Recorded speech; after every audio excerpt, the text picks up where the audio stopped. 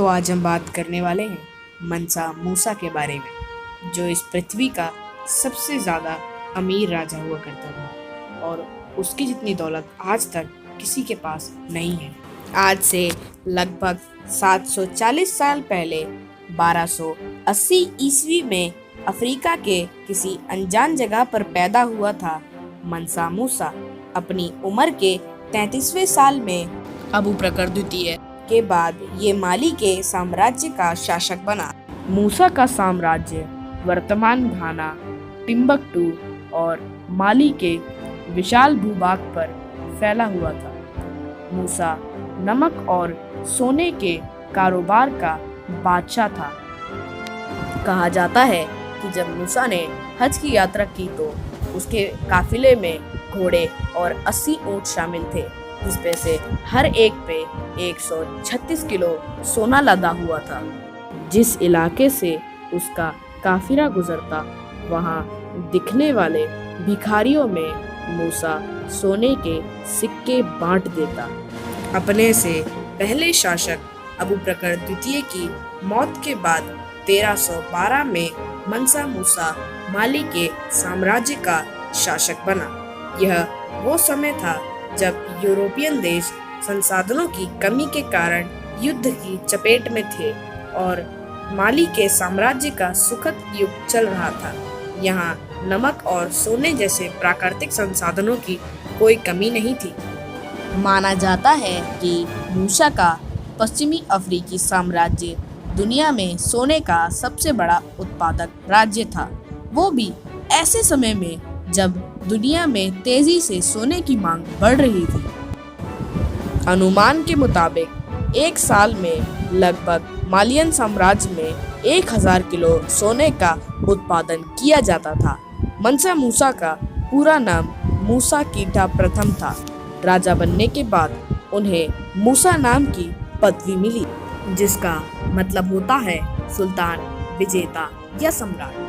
मूसा के शासनकाल में साम्राज्य का फैलाव पश्चिमी अफ्रीका के एक बड़े हिस्से तक हो गया। यहाँ तक अटलांटिक महासागर के तट से लेकर टिम्बकटू और सहारा रेगिस्तान भी इसके महाराज्य में आने लगे। क्षेत्र बढ़ा तो व्यापार में भी बढ़ोतरी हुई। इससे वहाँ के लोगों की जीवन शैली सुधरी और उनकी आर्थिक स्थिति भी बहुत बेहतर हुई। मूसा की सेना में 2 लाख सैनिक थे। इसमें 40,000 तीरंदाज भी थे। इतनी बड़ी सेना रखना तो आजकल के बड़े बड़े देशों की भी बस की बात नहीं। 1324 ईस्वी तक विश्व मूसा की बढ़ती संपत्ति के बारे में नहीं जानता था। फिर इसी साल मूसा हज की यात्रा के लिए मक्का रवाना हो गया। इस यात्रा में एक काफिला मूसा के साथ चल रहा था। बेहतरीन फारसी कपड़े पहने, हाथ में सोने का शाही छड़ी लिए 500 लोगों के बाद मूसा का घोड़ा था। इस काफिले में हजारों सैनिक, कर्मचारी और गुलाम शामिल थे। एक अनुमान के मुताबिक मूसा के इस काफिले में लगभग 60,000 लोग थे और वहीं इस काफिले में ऊंट और घोड़े भी शामिल थे, जिन पर सैकड़ों पाउंड सोना लदा हुआ था। हालांकि काफिले में भाग लेने वाले लोगों की सटीक संख्या के बारे में कोई उचित जानकारी तो नहीं मिलती। ये जानकारी भी उन्हीं दस्तावेजों से आई है। जहाँ से भी मूसा का ये विशाल काफिला गुजरा, लोगों की आंखें फटी की फटी रह गई। आखिरकार इतनी बड़ी संख्या में मूसा की अमीरी को नजरअंदाज करना संभव नहीं था। मूसा का ये बड़ा काफिला मिस्र से भी होकर गुजरा, तो मिस्र के गरीबों को देखकर मूसा ने जमीन पर सोने के सिक्कों की बारिश कर दी और मिस्र के गरीबों ने इतनी दौलत अपनी जिंदगी में कभी नहीं देखी थी। इतनी दौलत पाकर मिस्र के गरीब रातों रात दौलतमंद हो गए और मिस्र में महंगाई का दौर चलने लगा। उसके बाद 1 दशक से भी अधिक समय तक मिस्र के लोगों पर मालियन सम्राट का प्रभाव रहा।